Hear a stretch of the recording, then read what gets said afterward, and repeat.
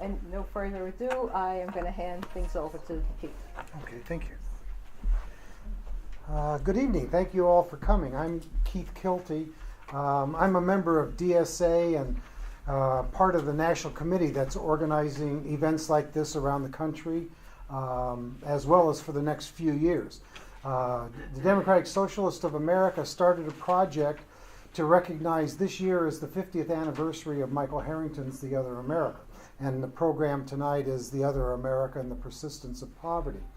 As we've been working on this, we've expanded it, though. It'll be a project that will go on for the next 3 years at least. We're at a critical point in many ways in American society because we're either going to go forward or we're going to go backward. And we have 50th anniversaries coming up in a number of different ways. This year is the 50th anniversary of Michael Harrington's The Other America, which at least opened many people's eyes to the fact that there was immense poverty in the United States in the midst of post-World War II affluence. A lot of people actually thought then that poverty had disappeared from the United States forever. Fortunately, Harrington was able to show that that wasn't the case, as were other people. But next year is also an important 50th anniversary. Next year will mark the 50th anniversary of the March for Jobs and Freedom, or as it's sometimes called, the Great March on Washington in August of 1963. The following year will be another, 2014 will be another 50th anniversary, the 50th anniversary of the beginning of the War on Poverty. The Economic Opportunity Act of 1964 was passed that year. In addition, that was also that will mark the 50th anniversary of the Civil Rights Act. And if we want to keep on with 50th anniversaries, 2015 will be the 50th anniversary of the Voting Rights Act, which it seems like some folks are trying to turn back. Apparently, the Supreme Court, in its infinite wisdom, is actually going to hear a case involving the Civil Rights Act, which may or may not survive beyond it. Well, the point again is that we are at a critical point. 50 years ago, this country seemed to have at least a little bit of recognition that there were serious problems in our midst. And we hopefully won't throw away that whole legacy. As a nation, at one point, we actually seem to have some sense that maybe some of us are in this together, if not all of us, rather than everybody being on their own. What we're going to do with the program tonight, some of you may be aware, I used to teach at Ohio State. I retired in 2007, at which time I started making a documentary about poverty called Ain't I a Person? We're going to show a clip from that, this chapter, What is Poverty and Who are the Poor, to kind of give us a context for things. And then we'll go to our panel, and I'll introduce everybody as we go along. We're going to ask all of our panelists to keep their remarks fairly short, because we've got 5 people on the panel. So we're going to ask everybody to keep to around 10 minutes. And I've got a little 2-minute warning sign that I'll start waving once we hit that. Because we'd like to keep some time at the end where we can go open up for discussion. Anyway, let me go ahead. I'll start this if it actually works for me.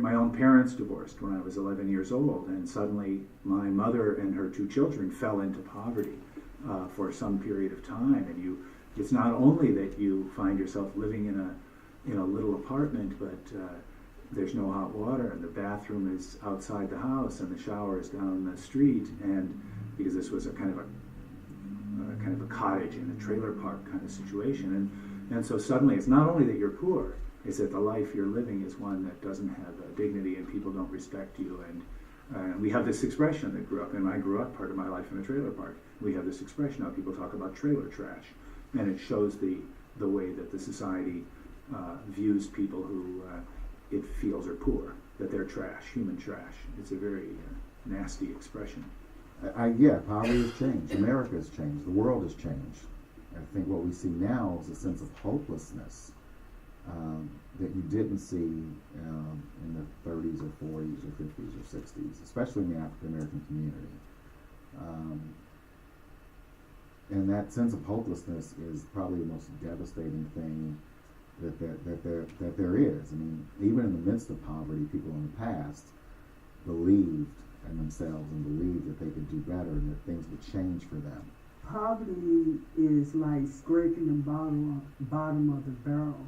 You're trying to see your way out of a situation as far as not being able to pay your bills, not being able to buy furniture, and not being able to eat, especially when you are diabetic. It's like being smacked in the face and kicked because you can't find and you have to deal with handouts. You're alone. You know, it's like being alone in the world, like somebody's kicking you in your teeth when you're doing the best you can to survive. That's what I feel that poverty is. It's degrading. I'm in poverty right now, and I don't show it because I don't show my feelings, But I'm in poverty right now because I can't give my babies them what they want, Sometimes I can't pay my bills on time, They might need something for school, and I have to tell them, hold up, be patient, it comes. They been patient enough for me. But now it's my turn to quit saying be patient. And when they ask for it, I can have it right there on the spot for them before they can be happy, instead of always looking clean and be like, why we go through the struggle? That's part of life. Everybody has their hard times, and the higher class can go to the middle class and think that's poverty. But until you've lived through a week where you couldn't look at another ramen noodle, I think that you don't really know what poverty is. When you cry when you leave the store during Christmas time because you can't even afford to wrap the measly packages that you have for your kids, or you can't even afford to buy them a pair of shoes or pay their school clothes. Staying alive, staying healthy, staying fed, keeping a roof over your head, holding the family together into one unit. That's the struggle in America. And that's poverty in America. You ask me, how would I describe it? There it is, right there. You're born to struggle, and you struggle all your life. There is no easy time. Every minute of the day, you're thinking of every other minute of the day and how you're going to get through that. And then every other minute after that. Low income, no health care, hold your family together, and peace of mind, little sanity, sometimes you really have to check your medication.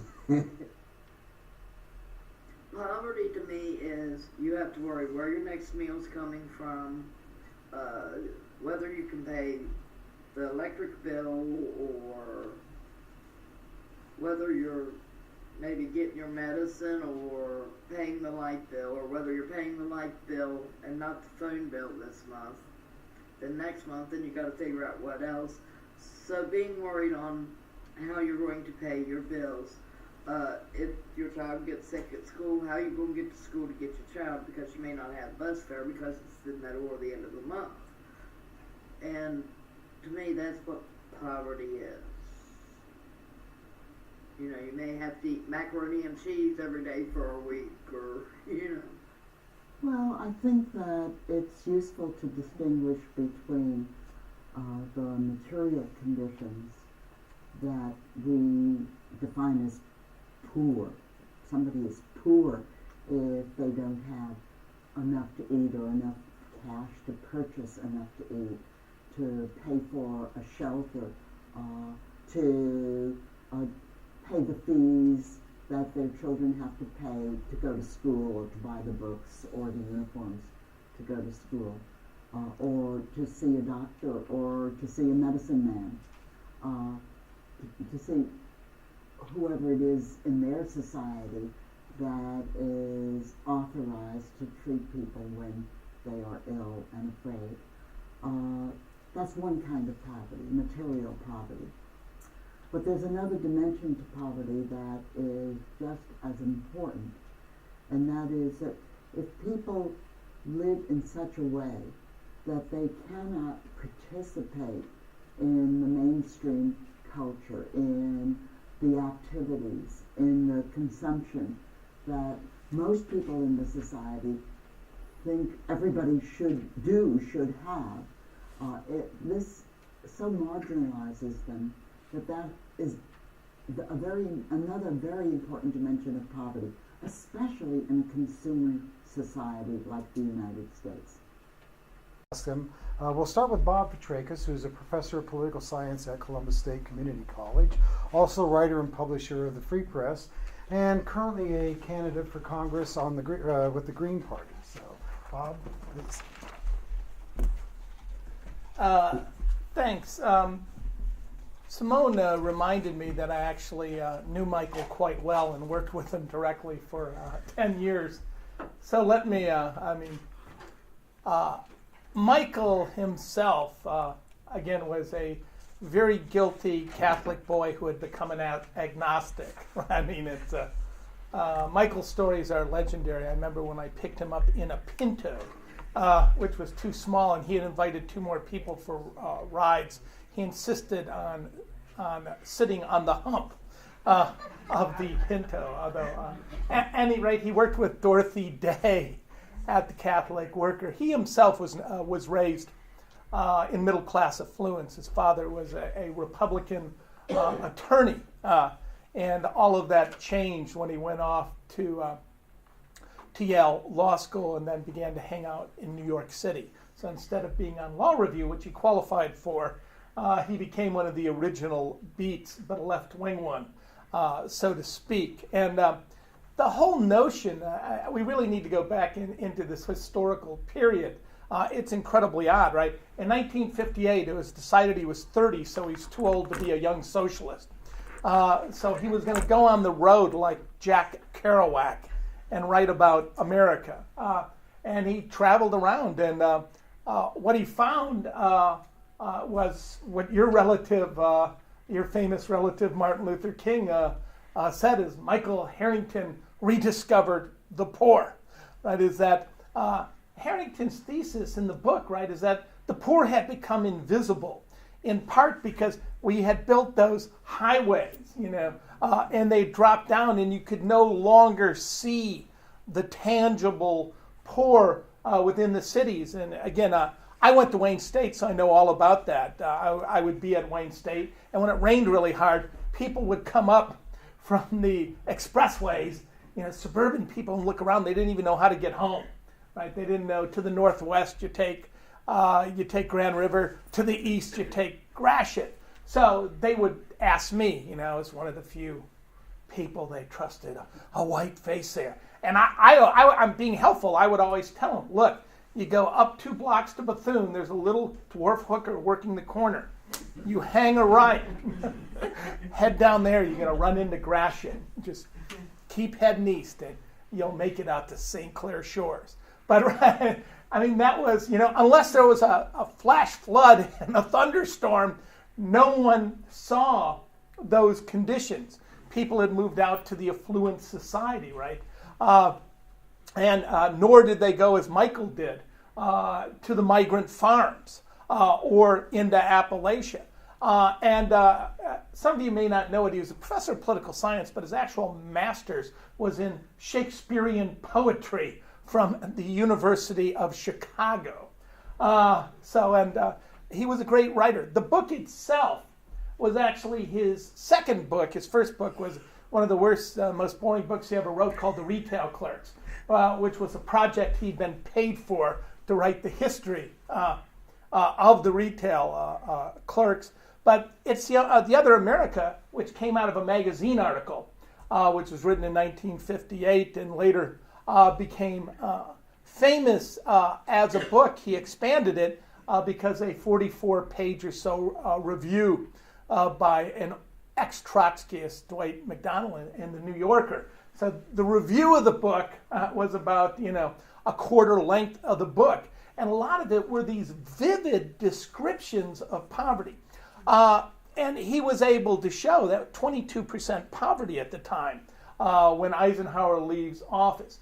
Kennedy was reading the book, and again, it was Martin Luther King who brought him on as an advisor to his movement early on in the 60s. But Kennedy was reading the book, or just read it at the time of his assassination, and Harrington is getting ready to leave the country, right? He sold the paperback rights for $500, which, who was going to read this small book?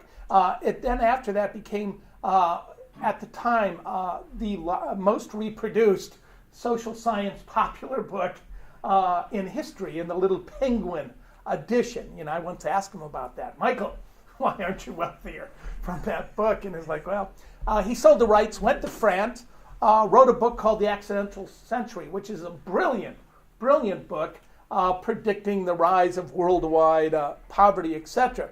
But Harrington himself, the amazing thing about this part, right, is he's in France. He comes home a few days before Christmas, and he's got a call from the White House. Is that he's a socialist, right? Self-professed socialist. The White House is calling. He gets hired to work on Sergeant Schreiber's task force, and every memo he wrote with the ex-Trotskyist, still a leftist, Paul Jacobs, ended with, here's what we should do, but we shall never abolish poverty until we abolish capitalism. So all of that, can you imagine today these White House memos being written essentially by two open socialists, one from a renegade Trotskyist faction of Shachtmanites, Michael, and the other one from a well-known form. I mean, these guys were working for the White House. And Michael had to be, was very clear in his mind. He ended up leaving the White House in 1966 after suffering tremendous anxiety over, he said he, quote, became unstuck while making a speech because of the Vietnam War. He was absolutely convinced that the war on poverty was not a failure. It had lowered the rate from 22% in 1960 to 11% by 1966 when he left, but he said the war on poverty had been lost in the jungles of Vietnam. Is that war, and Johnson not wishing to spend money on a popular war, destroyed the most successful poverty programs in the United States. And when I helped found DSA with Michael, with some very famous people, Michael had a habit of attracting some of the most dedicated and brilliant people in America. Young graduate student Cornel West, another graduate student working on his PhD, Manning Marable, and then myself. They went on to be much more famous and well known. But Francis Fox Piven, we were all still working on poverty at the time of Michael's death. I spent 8 years in a commune on the east side of Detroit fighting Reaganomics with people from Acorn and a strange professor from Carleton College called Professor Wellstone, who would send me his students, and we all lived there in this thing. And again, let me in by, Michael died. I had the privilege of being with him a few weeks before at the, the socialist boot camps that they used to hold, where very famous figures would show up all the time. But when Michael was dying, of course, he was asked if he had any last words for his followers, and all he did was. So again, the struggle continues. The poor are no longer invisible, but the left is increasingly so. I think we need mass militants. One of the reasons I'm running for Congress, I want to cut the military budget in half immediately. When you're that addicted, you got to go cold turkey and rebuild America. So thanks for listening to me.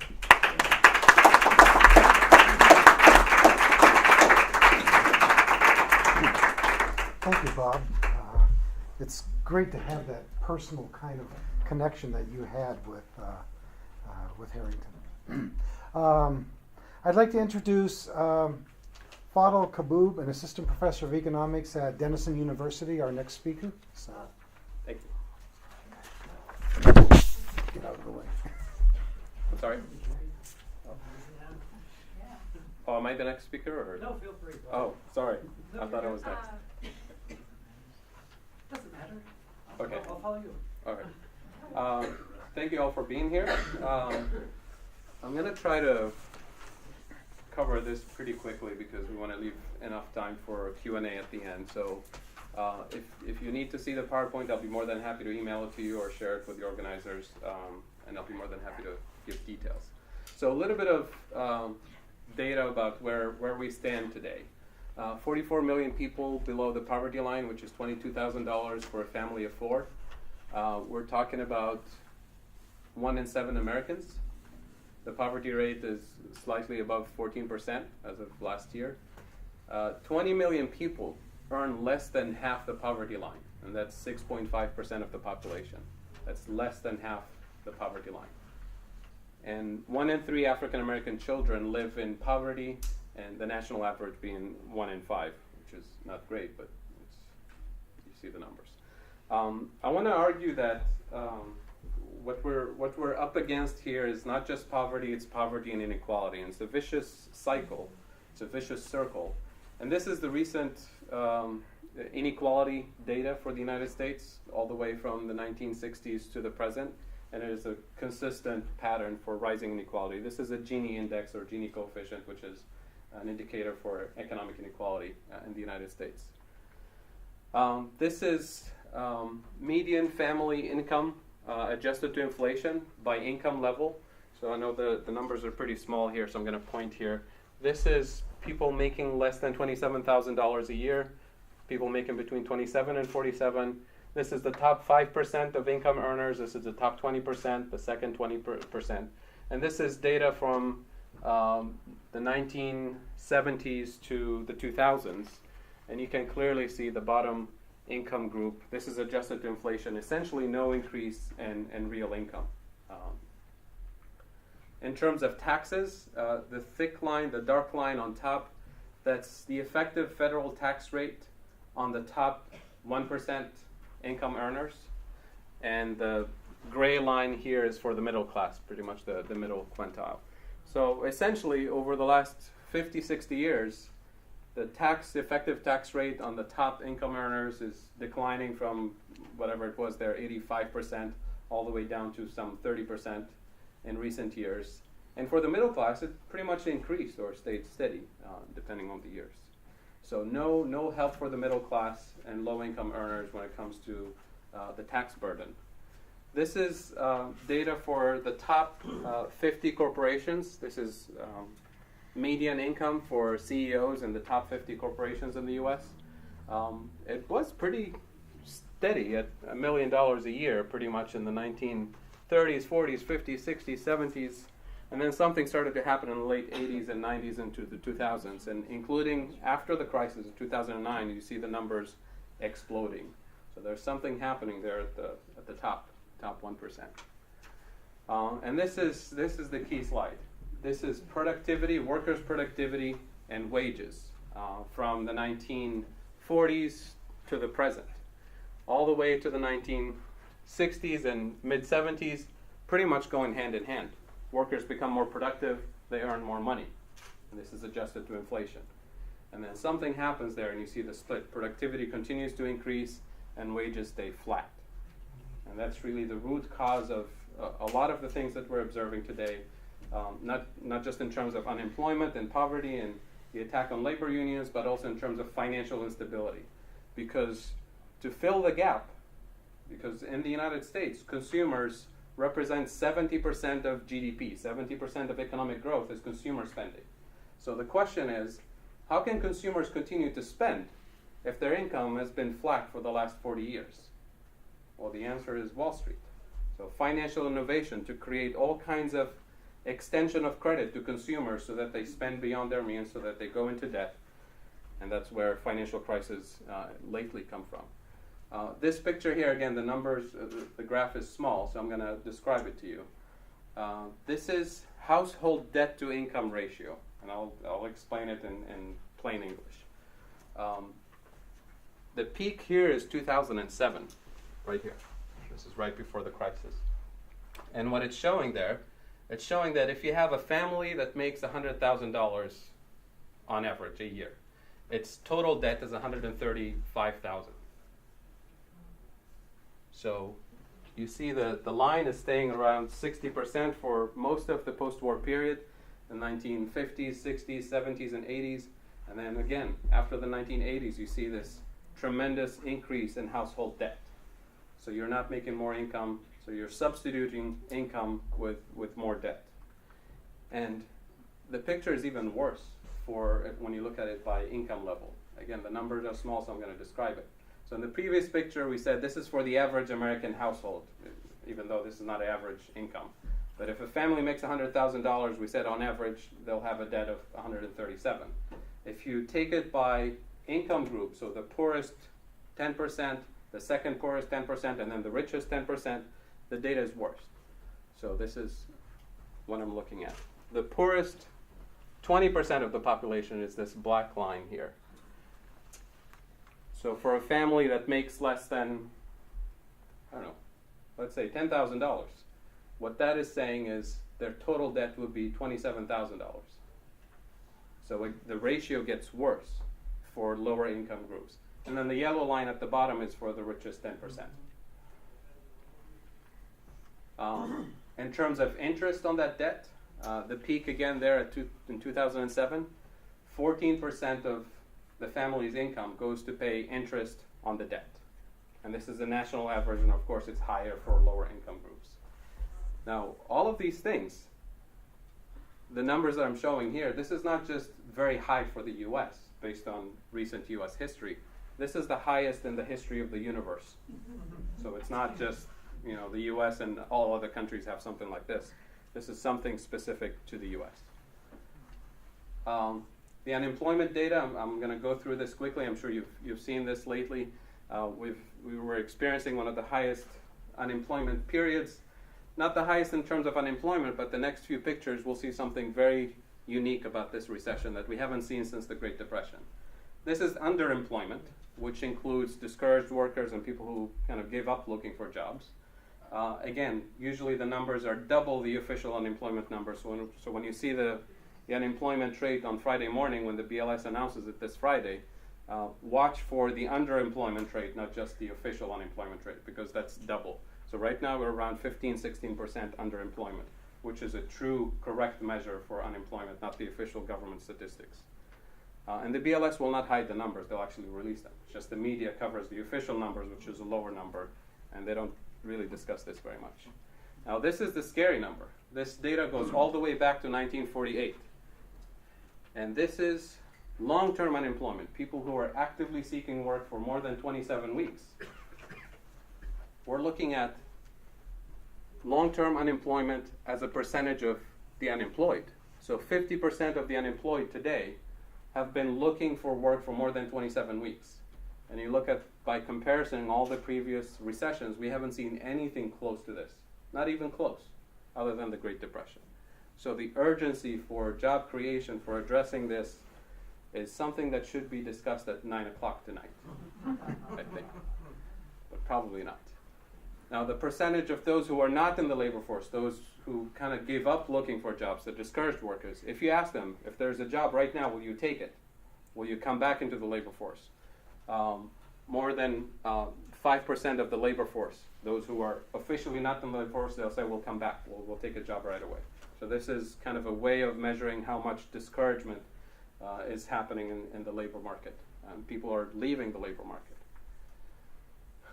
And as an economist, I have to come up with a solution to this. So I'm going to give you a solution in 3 slides, and I'll discuss details later. I personally believe that the only way to deal with economic inequality, with poverty, the only way to deliver social justice is through economic justice. And the best way to deliver economic justice is through employment, jobs for all. And if the market can't deliver it, well, the government should be able to stand ready to offer a job to anyone who's ready, willing, and able to work at a socially established living wage. So, The typical answer that I'll hear when I say this, oh, we can't afford it, it's too expensive, we're going broke, the deficit is too high, the national debt is exploding, too much debt for future generations, it's impossible, we can't afford it, we can't afford it, we can't afford it. Well, let's see the numbers. Well, what I'm proposing here is three types of wages based on the level of skills and experience. So for skilled workers, $21 an hour. It could be more, it could be less, whatever. Let's just look at the numbers based on this estimate.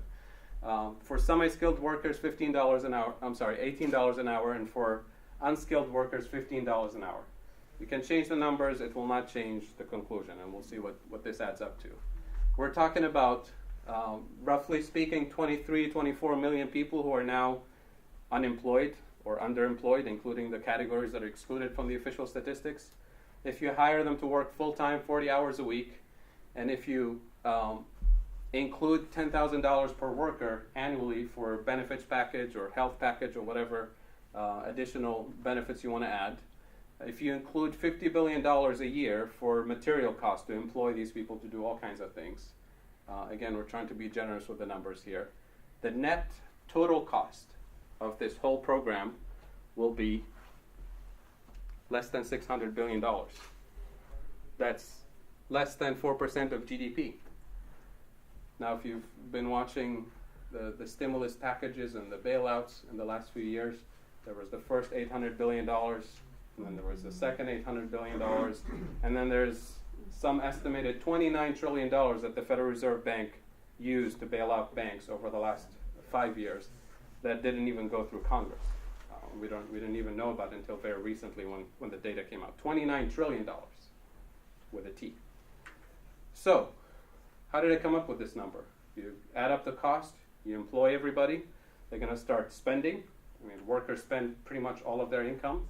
It sustains families, provides decent income. People can pay their bills.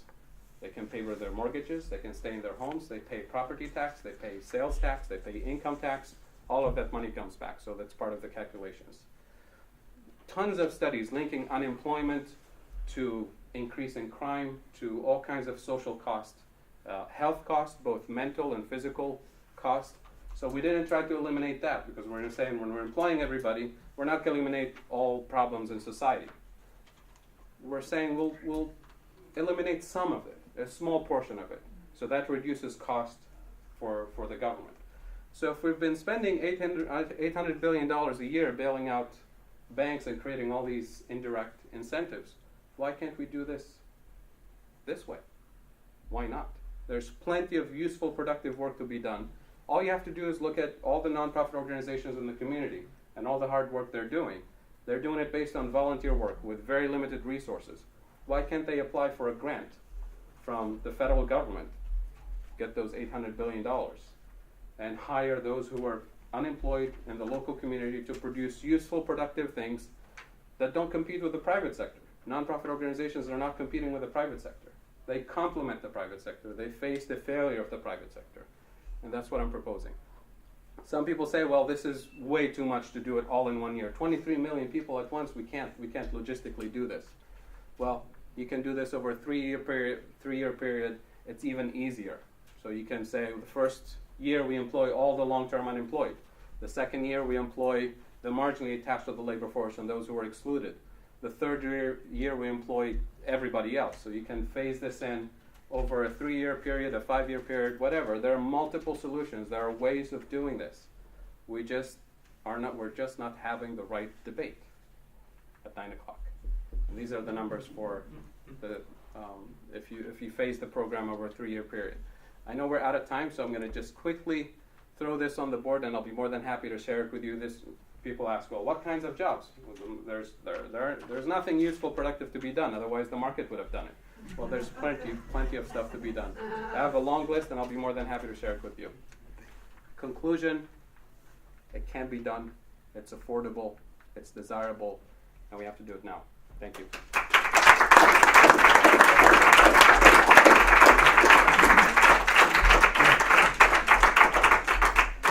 Our next speaker is Kevin Boyle, who's a professor of history at Ohio State University. Kevin.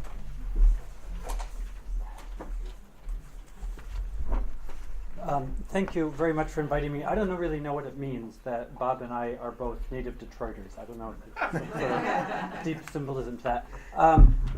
As Keith said, I teach history at Ohio State, and one of the things you really don't want to do when you have a retrospective on a book is invite a historian to come, because they're going to do one of two things.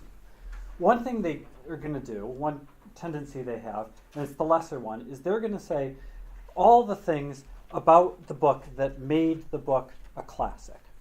And they're going to talk about the craft of the book, and they're going to talk about the art of the book, and they're going to make it utterly lifeless. The other thing they're going to do, which is way more likely, is what they're going to do is they're going to tell you all the things that the author should have said and didn't, because it turned out that the author wasn't as bright as the historian. And when they do that, they're going to do that in order to make themselves feel better that they will never write a classic book. So, let me do those two things. There are a lot of reasons that The Other America is a classic book, but one of the things I think that makes it such an impressive achievement is the sheer craft of it. If you haven't read it in a while, one of the beauties of the book is that what Harrington does is he starts almost every chapter with a very intimate glimpse of poverty, of the slave market down in what is now, ironically enough, Tribeca, or of the elderly man living in a flop house. And once he's got that for you, once he's got that personal touch, then he pulls it out into a broad analysis that's rooted in the kind of statistics you just gave us. And it's all done in this extraordinarily matter-of-fact tone. The moral outrage is always below the surface of the book, so that the book's never scalding to touch. And then there are a couple things that he left out. It doesn't really talk about women and children, though in fact in the 1960s, as today, women and children often bear the brunt of poverty. He does talk just a little too much about the culture of poverty, which in different hands can be a way to batter the poor. And he very much hides his socialism, which is one of the reasons when you get to the end of the book, the policy prescriptions are actually really very, very thin. There, I've done my historian part. But the more I thought about coming here tonight and talking about the book, the thing that kept coming back to me, really the power of this book, the thing that makes this book really so important, isn't that it's a classic, but that it's so relevant. And that's also the very frightening thing about this book. And I want to focus just for a couple of minutes on what I think is really the key relevance of this book, and it comes at the very end of the book. Because and this fits perfectly with what you were just saying, we love that. You're always happy when the person ahead of you, it fits with what you want to say and doesn't contradict it, because that's really awful when that happens. What he says is that private interest, corporate America, is not going to solve the problem of poverty, because if it was going to do that, it would have done that by now. And state and local governments, no matter how well-intentioned, can't solve the problem of poverty because they don't have the resources to solve the problem of poverty, and so the problem must be solved by the federal government. And then what he says is that, but the federal government's never going to do that until there is a fundamental realignment of the two major political parties, until the two major political parties become ideologically coherent, which was a basic standard argument that was dominant in the Democratic left of the late 50s and early 1960s. What he didn't realize, he couldn't realize, is that that realignment took place 2 years after this book was published. And it took place because of the Civil Rights Revolution. That because of the Civil Rights Revolution in the South, in 1964, the white South left the Democratic Party and became a key component of the Republican Party. I was just teaching this in a class down at Ohio State yesterday. I showed them the map. Look at the map of the 1964 presidential election. Barry Goldwater carried one state, his own, outside of the Deep South. Everything else he carried in the Deep South. That never happened for a Republican before. It has every time since. Almost every time since. And for a while at least, what also happened was that the center of American politics shifted to the left. And that's where the war on poverty and the Great Society came from. That because of that fundamental realignment, just as Michael Harrington said, there was a whole wave of reforms that accomplished the most extraordinary things. Let me give you some statistics. In 1962, I just looked these up, so these must be accurate. Got them on Wikipedia. No, I just made that up. 1962, 21% of Americans and about 50% of African Americans lived below the poverty line.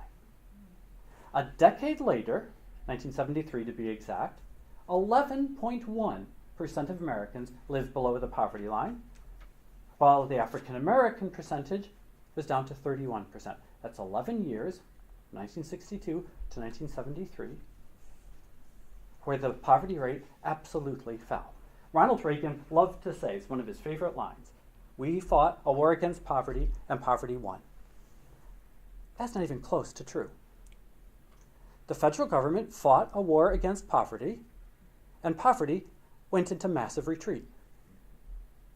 And then, and it sits so perfectly with your slides up here, then right around the mid-70s, right around where those lines started to diverge, the center of American politics, for a whole variety of reasons, and I have 10 minutes, so I'm not going to give you any of them, but anyways, you all know them anyways, shifted to the right.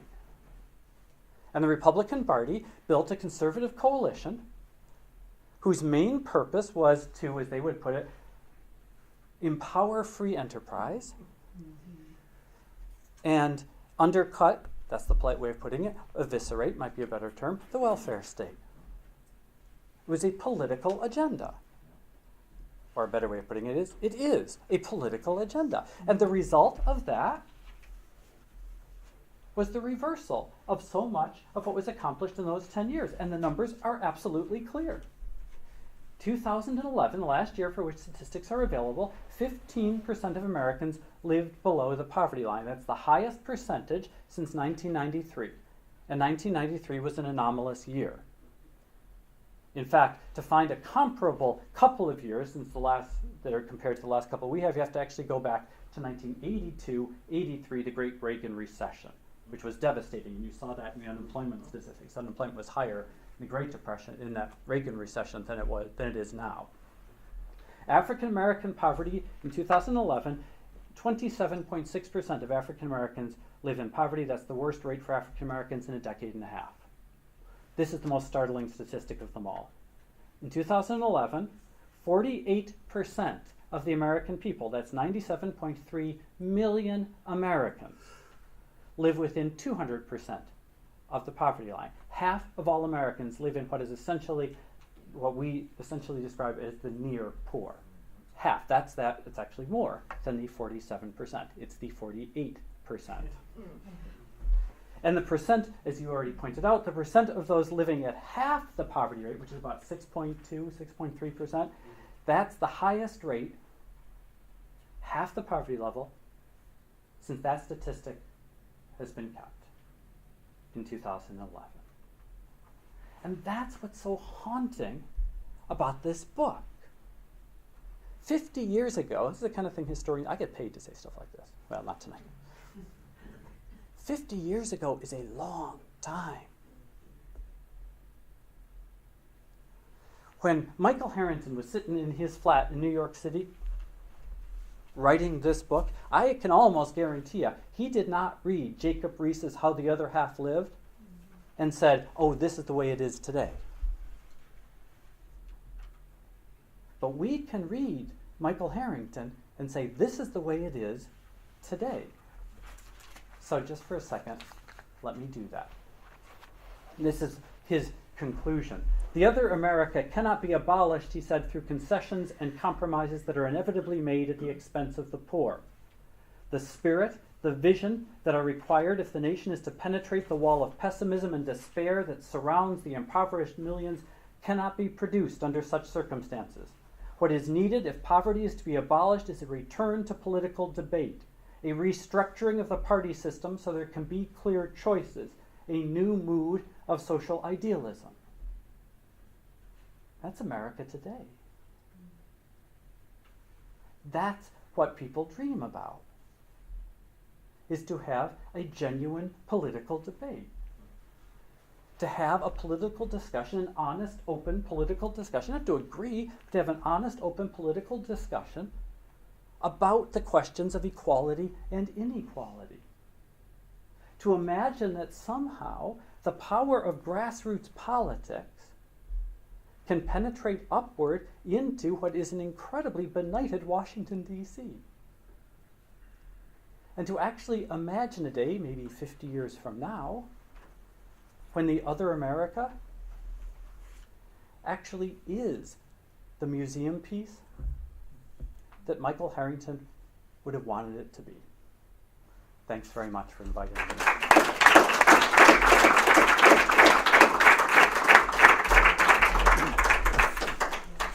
Thank you. Our next speaker is Linda Cook, who's a senior attorney with the Ohio Poverty Law Center. Thank you. Let me just tell you a little bit about my perspective and where I'm coming from in the picture of poverty. I am a senior staff attorney with the Ohio Poverty Law Center, and I've been with that program since 2006. But prior to my joining the staff there, I was a direct services legal services attorney serving poor people in rural southeastern Ohio, and I did that for 18 and a half years. So I saw a lot, very directly, of the faces of poverty and the effects on people living in poverty and the kind of legal problems they are plagued with when you're struggling to live in poverty. Now I focus a lot more on trying to systemic change and legislative and administrative advocacy and sometimes systemic litigation or supporting other people's litigation to try to get at the more system changes instead of arguing on a case-by-case basis about how we can help people with the problems of being poor. So I have a few things that I want to say about trying to live in poverty, and the points I want to make are about the high cost of being poor and the exploitation of the poor. Because I'm not sure that we all think about this, but life is way more expensive when you're poor, and it's expensive, as far as the dollars that are coming out of your pocket and what you have to pay for as a percent of your income, but also is very costly to you in time and the hassles that you have to put up with in whatever you're trying to accomplish and the tasks that you need to accomplish to keep your life, sort of on track and in a forward motion. So let's think about that. You pay a higher percentage of your income for housing, transportation, utilities. Probably don't have health care. If you have health care, it's you have very poor coverage, so you're underinsured. And there's a real lack of affordable housing, so you're not going to be, there's a minority who are fortunate enough to get in some kind of a subsidy to assist you with your housing costs. Or if you're trying to maintain home ownership, a home for a family, particularly in rural communities, is an asset not just for your generation, but for future generations. It's very important to maintain that asset. And makes you particularly subject to being victimized by predatory lending, because it is such an important thing. So you got more money going out of your pocket when you're trying to meet the needs that are down here on the bottom of the hierarchy of needs, like food, clothing, and shelter, and that really limits your ability to participate in any meaningful way in the consumer marketplace, which you do have to. I'm a consumer lawyer, and I look at those issues. But so you have severe limitations there, and that's the other kind of poverty that one of your professor on your clip was talking about, the inability to participate meaningfully. And I I've done a lot of work trying to combat payday lending, and I hope you all are very familiar with payday lending. We had payday lending reform in Ohio, but hey, it's still here in lots of different forms. And I read a study, the FDIC paper that were looking at the borrowing habits of payday lenders, and they came to this startling conclusion, which, and I say that sarcastically, that all of us who have worked with people who get caught in a cycle of debt with payday lending, we realize it is a debt trap, and the industry argues that, people, it's a one-time emergency thing, people use it responsibly, blah, blah, blah. Well, this paper concluded that no, that actually wasn't the case, that people who frequent payday lending were suffering from persistent liquidity shortfalls. I like that. They're poor and they don't have enough money, so they have to constantly be in this cycle of debt. Okay. And let's think about the graph of the debt to income ratio that we've seen in all of the flat wages, and all of that sort of goes into this mix of not being able to participate meaningfully in the marketplace. So poor people are way more subject to exploitation in subprime lending, and we've seen that in the bubble where lenders thought underwriting was optional, and there was so much money in the market because of things were being packaged up and sold as securities and mortgage-backed securities, and all loans were securities, and that flooded the market with money. So there was a whole lot of money to lend, and the standards were very lax. So, of course, we've sold the one of the American dreams as home ownership, and why wouldn't you want to own a home if you have somebody who's offering you the money to buy a home, and it seems affordable at the time you were making a smart decision for your family. Well, the bubble bursts. You got into a subprime loan that was a very unaffordable loan. Your interest rate increased. You can't afford your payments, and there you are. There are other forms of predatory lending that you're victimized by, as abusive credit cards with high interest rates and high default or overdraft fees and all of that. There are other kinds of predatory lending. I already mentioned one. Payday lending. Look at where payday lending shops are located. And payday lenders are getting very creative about the services that they offer. We now have, although as a consumer lawyer, I never thought this was allowed in Ohio, but guess what? You can do this. Auto title lending, so I think we're going to see way more of that. It's happening now online. There are a couple of lenders that have moved into Ohio and are specifically offering that. Next to a house, a method of transportation, an automobile is the second most valuable asset that a poor family can own. I mean, maybe if you live in, say, Columbus, Ohio, you can have access to a public transportation system, but, Ohio does not have great public transportation, and you cannot live, and you really can't live in rural Ohio without transportation, so you gotta have a car. And so you're gonna endanger your car to get a loan, and then they're going to have your car title, and they're going to threaten you with all kinds of actions, and it's an in terrorem collection action, because we have your title, we're going to come get your car, you're going to pay this loan, and forget about all your other bills, because you got to pay this loan back to keep your car. So those are a lot of the exploitation that takes place then, and because you have these persistent liquidity shortfalls, and this extremely high debt to income ratio, you have a very poor credit score. And so you're going to be shut out of traditional banking for a number of reasons. You're going to get shut out of banks if you have persistently overdrafted your accounts. So you're in a blacklist, and no banking institution is going to give you a checking or savings account. So what are you going to do, and how are you going to conduct business if you don't have access to banking? Well, you're going to use alternatives like check cashing places, and you're going to pay 5 to 7% of the total of the check that you want to cash, which can add up significantly when as a large percentage of your income, paying to get cash so you can actually get goods.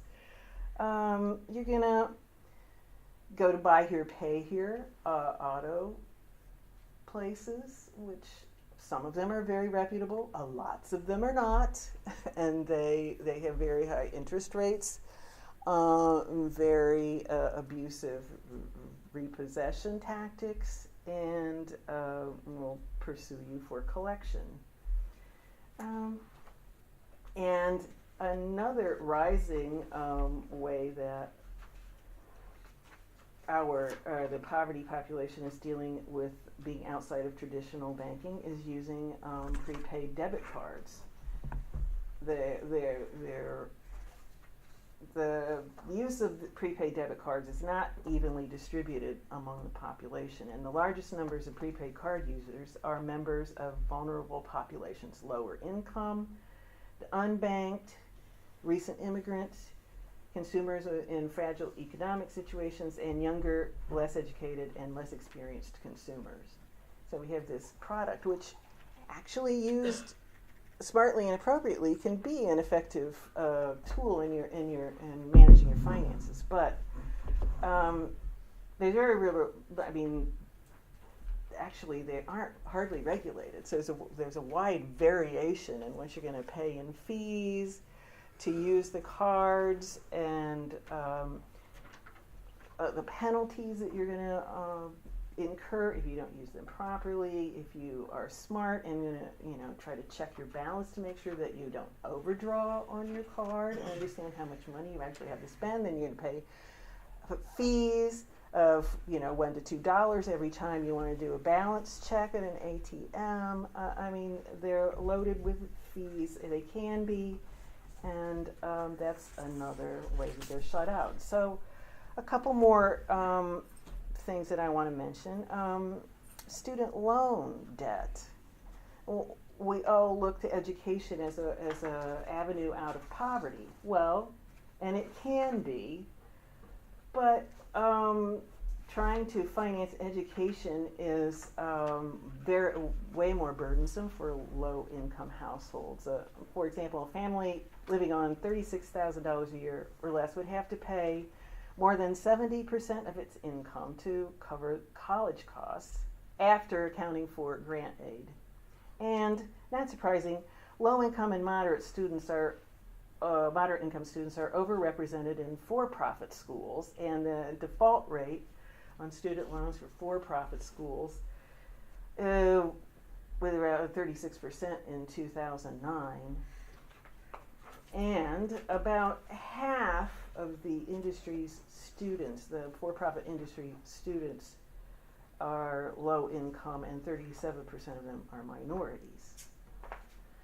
So for-profit schools target low income and minorities and veterans because they want to get them into the guaranteed student loan programs. And the horrible thing, and there are lots of valid reasons why lower income students struggle to finish and drop out. Well, you're still obligated to pay your loans, and they are not dischargeable in bankruptcy. They're going to follow you all of your days. There are very limited, reasons why if you could ever discharge them in bankruptcy. And there are some programs that can assist you, but they're very limited. So you're burdened with humongous student loan debt. You're also disproportionately affected by debt collection. One of the most effective debt collection tools ever created was the Fair Credit Reporting Act and the credit scores, because get a judgment against you, park it on your credit score, and then you want to go try to borrow some money to do something, and here's this judgment which you may or may not actually legitimately owe, because and you want to improve your credit score, so you're going to try to pay that judgment to get it off your credit, whether it's legitimate or not. And lastly, there is, sadly, even though there's supposedly no debtor's prison in Ohio, there actually is debtor's prison, and it affects people who fail to pay court costs and criminal fines. And you're not jailed for because you're a criminal, you're jailed because you are summoned to court to explain why you haven't paid and you failed to appear in court. So a bench warrant is issued for your arrest, and you're immediately taken to jail until you can be, called to appear again. So, I know, I'm running out of time, but it's a dangerous world out there. And it's a dangerous and expensive world if you're poor. And Lisa's going to talk more about that, I know. And when it comes to trying to feed your family. Thank you.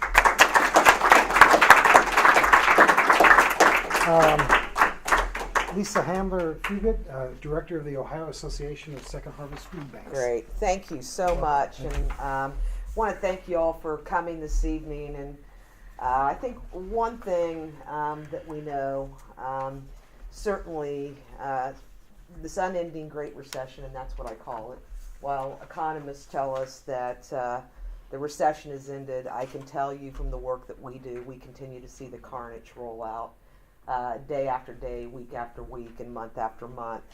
I try to explain to folks that our food banks, 12 Feeding America or Second Harvest food banks, supply food funding, training, and technical assistance to a network of some 3,300 member charities. 80% of our charities are faith-based organizations operating on budgets of less than $25,000 a year, and they're largely volunteer-driven.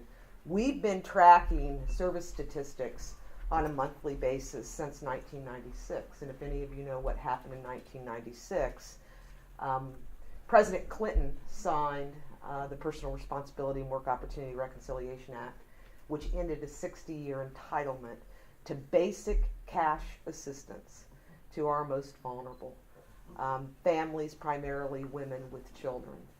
And while we saw a massive growth in jobs during the Clinton administration, those jobs came about specifically and primarily in the service sector.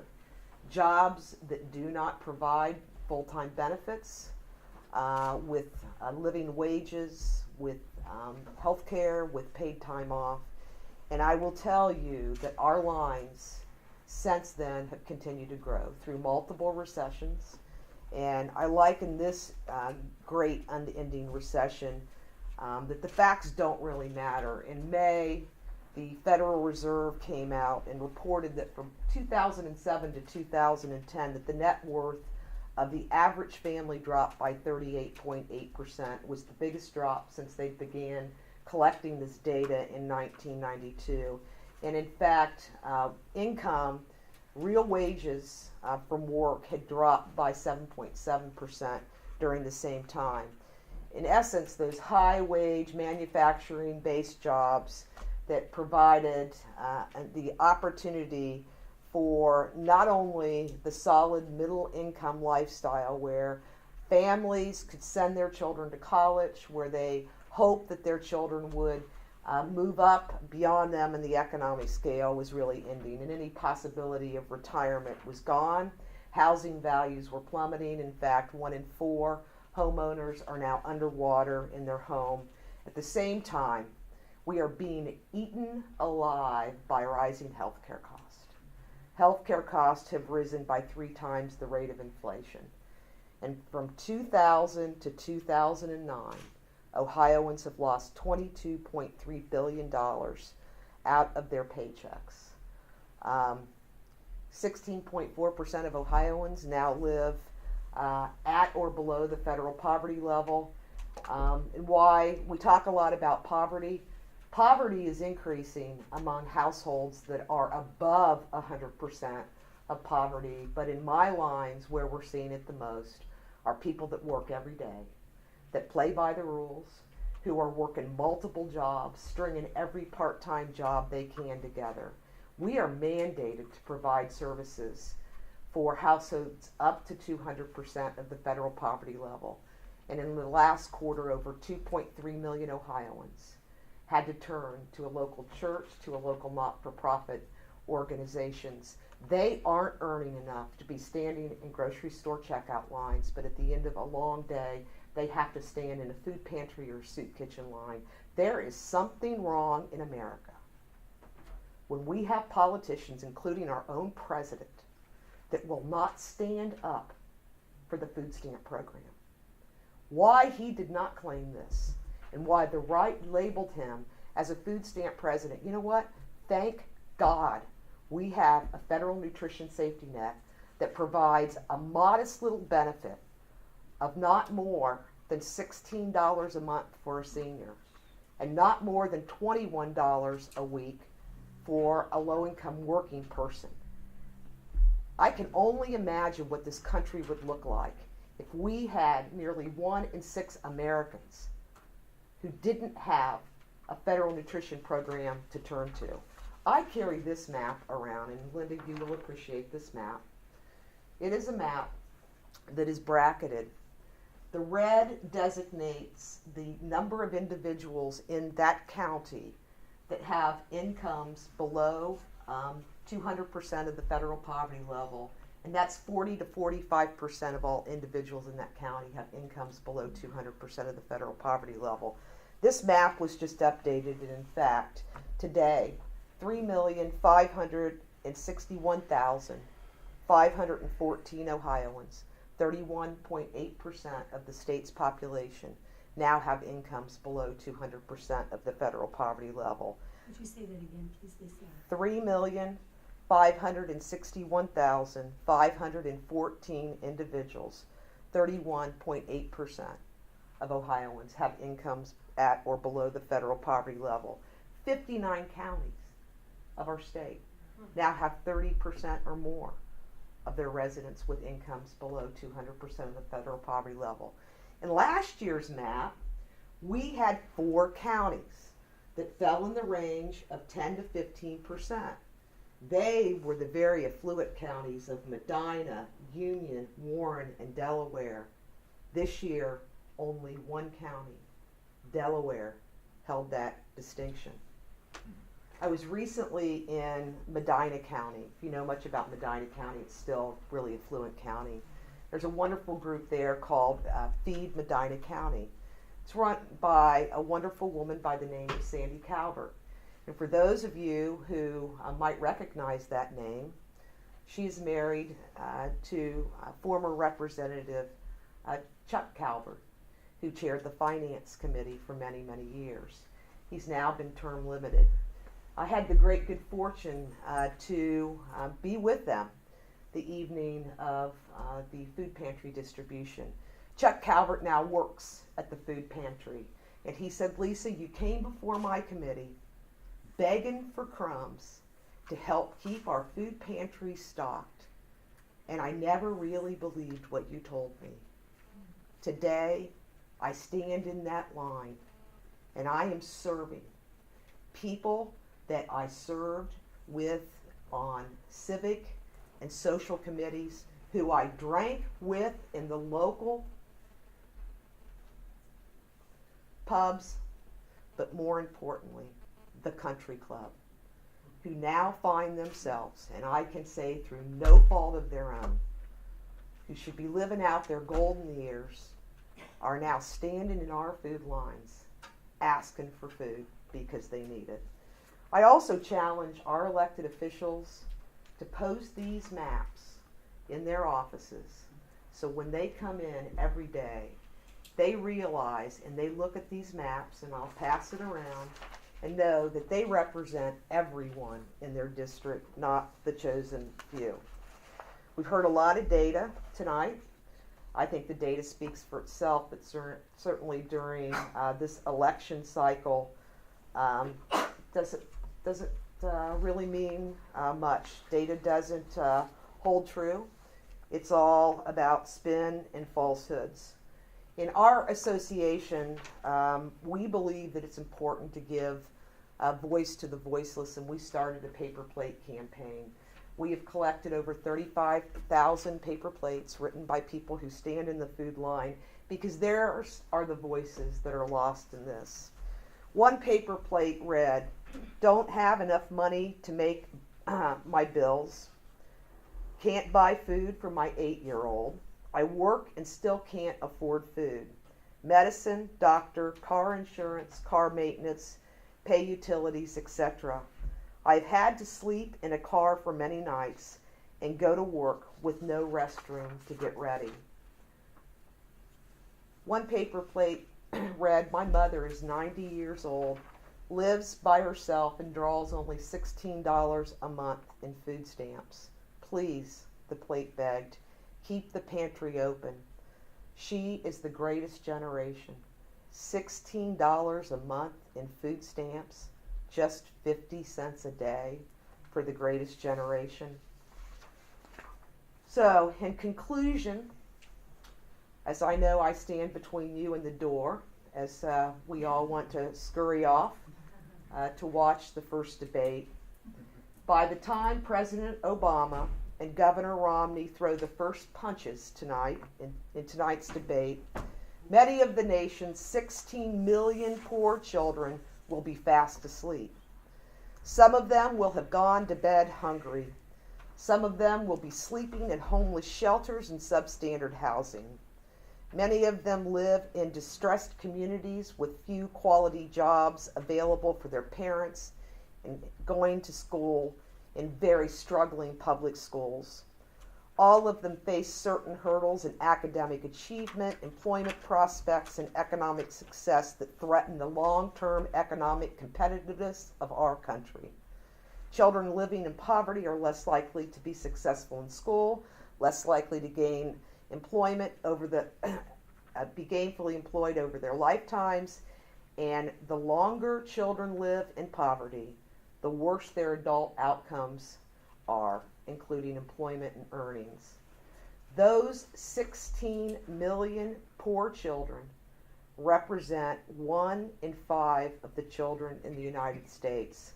Moreover, poverty rates are alarmingly higher for the very young, children under the age of 6, and those of color. The prevalence of poverty among the very youngest children means that during their earliest years of life, a fundamental period for rapid brain growth and development, babies are derived of the very resources that they need to thrive. It is past time to have a meaningful dialogue about poverty in this country, one in which that we recognize the fate of 1/5 of our nation's children is our collective faith, one in which we commit ourselves to standing together as a country for our children, one in which we admit that our public investments in the future workforce, particularly during the earliest years of life, are woefully inadequate, one in which we acknowledge that government has an important role to play in increasing opportunity and reducing poverty and income equality. Solutions to child poverty exist. President Obama and Governor Romney, what do you propose? Thank you.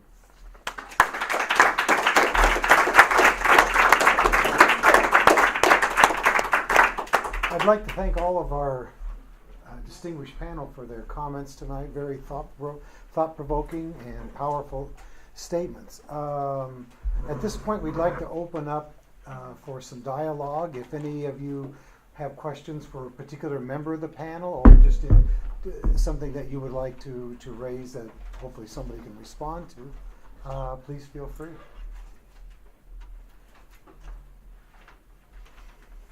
Yes.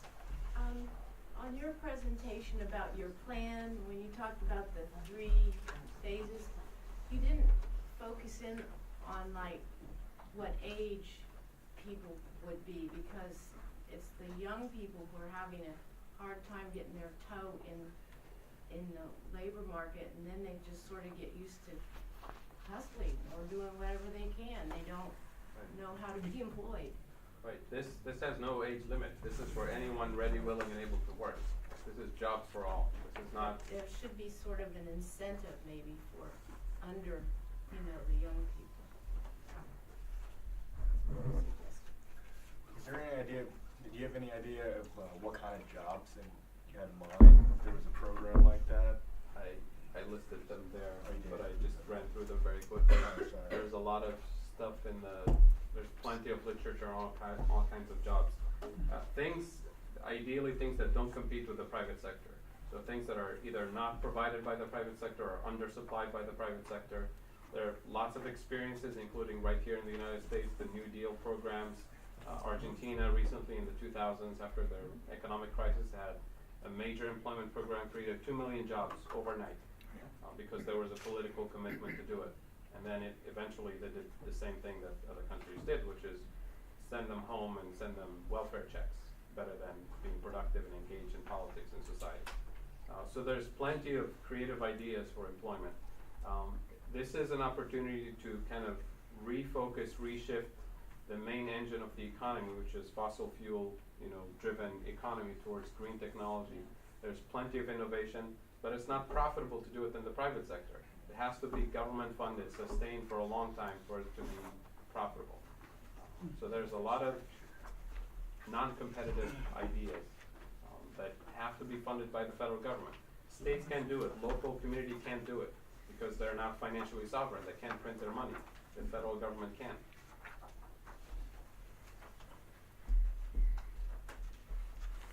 Yes. Oh. We're so far away from a public discourse about this. As Lisa pointed out, even President Obama would not speak positively about the food stamp program. I'm just curious, how do all of you see this? We have a media that has become so concentrated, so corporatized, so driven by sound bites and profits. And this is the poverty of our culture right now. I mean, the poverty of our people is so much mirroring a culture that has become sick. And so what do you do? How do you engage your students about this? I'm here tonight because I want public discourse, Right. Well, part of the thing, I don't know if this is directly for me or anybody. All of you. As a teacher, I engage my students. I start with people I know. I go to community organizations. This is what I do. I lecture. I try to get people to do something. In the media, somebody mentioned Cornell West and Tavis Smalley are doing the poverty tour. They're doing their part. Democracy Now! Is doing its part. But the corporate media, that's the big devil in this society. And that's where you need to capitalize on what you have. You have an Occupy movement, work with it. You have a student movement, work with it. You have a small independent media, work with it. Just build a movement. I guess just to talk, I agree completely with that. I think there are real examples in American history and in the last half century that show what a relatively small group of people can do. I think that we have a tendency to think of the civil rights movement as millions and millions of people. Well, the civil rights movement wasn't millions and millions of people. It was actually a pretty small group of people until it reached a certain point in which it then became a massive movement. I remember long ago now seeing Andrew Young give this talk when I was a graduate student, just a very long time ago now. Said, we used to go down to the black colleges to recruit, 1960, 61. They couldn't get recruits. They had other things on their minds. They had sorority parties to go to and fraternity parties to go to. They got enough people. How many freedom riders were there? Now, how many people were there in the city? 4 kids at the first city in Greensboro, North Carolina. So it's possible to build mass movements in the United States, and believe me, you build a mass movement. Look how much attraction that the Occupy movement got in that mass media. They're going to pay attention. And so it doesn't take 10 million people to build a mass movement. March on Washington had 250,000 people. That's a lot of people, but there's a lot more people who were off on picnics that weekend. So you can build mass movements, and and they can transform America. 10 years between the time Rosa Parks refused to give up her seat on that bus in 1955 in the Voting Rights Act. It's 10 years to take apart the Southern system of segregation. Well, the other thing I would add is that we constantly struggle when we do a lot of advocacy on the state level in the legislature on specific issues, and struggle with how to frame the issues in such a way that doesn't turn people off. But one of the most effective tools that we can get, and they're extremely hard to get actually, is to have people who have been affected or will be affected by a particular proposal or to come and tell their personal story, and to call your representative or go visit your representative as a concerned citizen and say, hey, you know, this is a problem. I'm reading what you're proposing here, and this is a problem for me because I can go and talk, you know, about policy and generalities, but it's much more effective if I can find a consumer who says, I was really helped by an attorney, and I got an attorney because this statute has a fee-shifting provision, and if you change the statute so that is gone, then I will not be able to hire an attorney to help me with this problem. That's very effective. You all can do that on a person-by-person basis. We've got to get corporate money out of politics. Yeah. Well, that too. That's the problem. In our state, there are term limits. They're bought and sold, and you know they're beholden to whoever's writing them the campaign check. The other thing is that we have to show the true cost of poverty, especially poverty despite work. These corporations are paying very little to no taxes. They're receiving tax credits, but yet we have to subsidize their workforce through Medicaid, child care, and the food stamp program. At the end of this past year, all funds in the state of Ohio, both federal and state, half of it went into Medicaid. It is unsustainable. Yes. Yeah, I'd like to hear the panelists' opinion as to under which candidate, Obama or Romney, would there be more possibility for this kind of political mobilization that I'm sure we're all hoping for? That's a really good question. You saw in the clip that we showed from the documentary I made, Ain't I a Person? Frances Piven speaking. We have a long clip that we use toward the end because she's a firm advocate of social movements. One of the critical things that she says about the potential for developing strong social movements in the U.S. is that people have to have a sense of hope. Some political leaders, like George Bush, suppress that.